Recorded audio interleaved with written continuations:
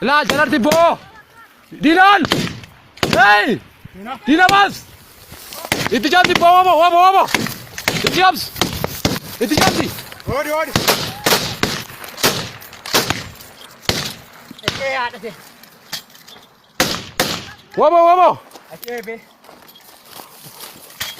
Arkan kami.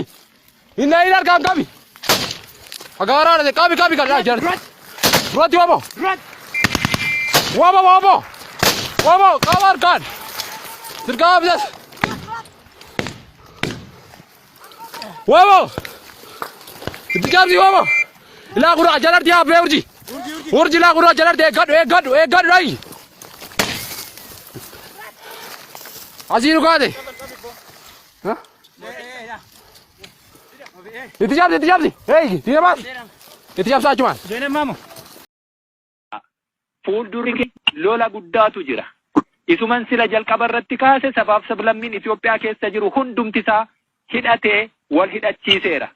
Hidhatee kan waliin hidhachiisne saba Oromoo qofaa.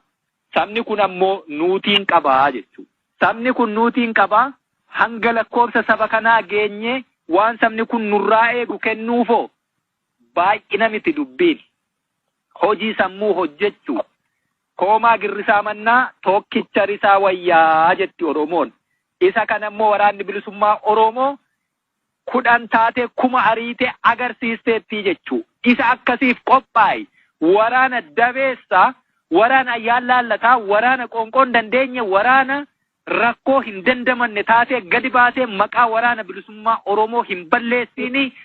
Isa kaleessa turetti daran dachaa dabaliiti injifannoo dabaluuf of qopheessi malee.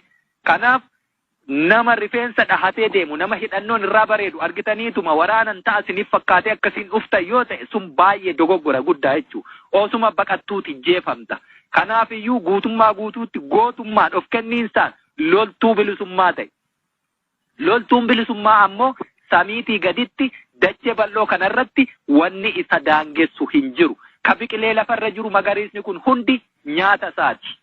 Daangaan isa daangessu hin jiru dacheen diriirtee kun hundi ejjennaa miila isaati. Kanaafuu eessattuu hin daangeffamiin waa gochuu dandeessa. Namni eessatti si gabroomsee sammuu kee qabate hin jiru bilisa taateetu saba bilisa baasuuf deemta. Kanaachi ka ofiiyyuu bilisa hin baane, ofii bilisummaa iyyuu hin qabne, ofiiyyuu waa gochuu hin dandeenye sabaaf waa godhaaf sabni nurraa waan abdatu jechuudha. Akkaataa kanaan eebbifamtan har'a. Kanuman siniin jechuu barbaada. Haasaa hin dheeressu jedhee haasaa sinitti dheeressee baga ittiin sin gahee gara dirree lolaatti dhabobbaatu. Dirreen lolaa keenya immoo bakka amma jirru kana qofaarratti murtaa'uu hin qabu. Goleen Oromiyaa bal'oodha. Lafa Oromoon nu barbaadu hedduutu jira. Achittidha sochoonaa. Baga irra geessanii, baga irra aantanii, baga ittiin sin gahee jajjabaadhaan siniin jedhaa ammanuman qaba. Fayyaa ta'a.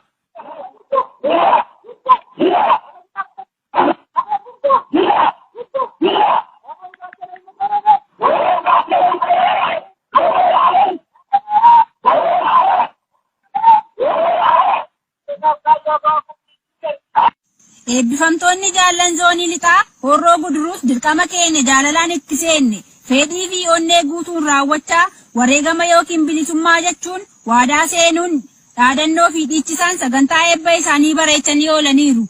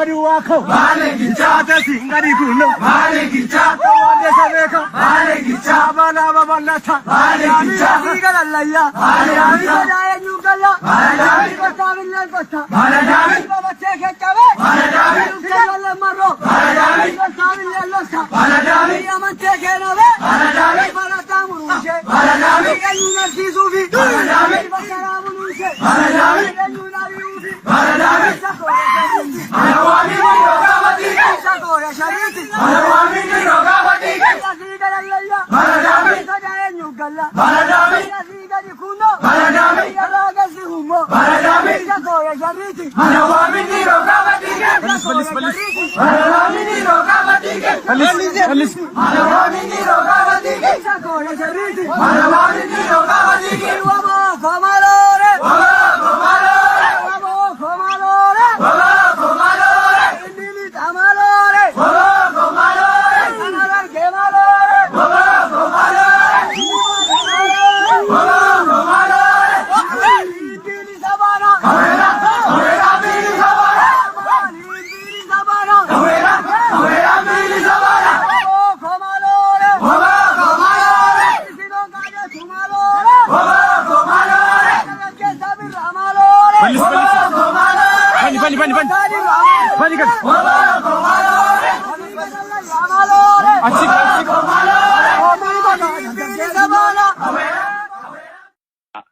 Fuuldurri keenyi lola guddaatu jira.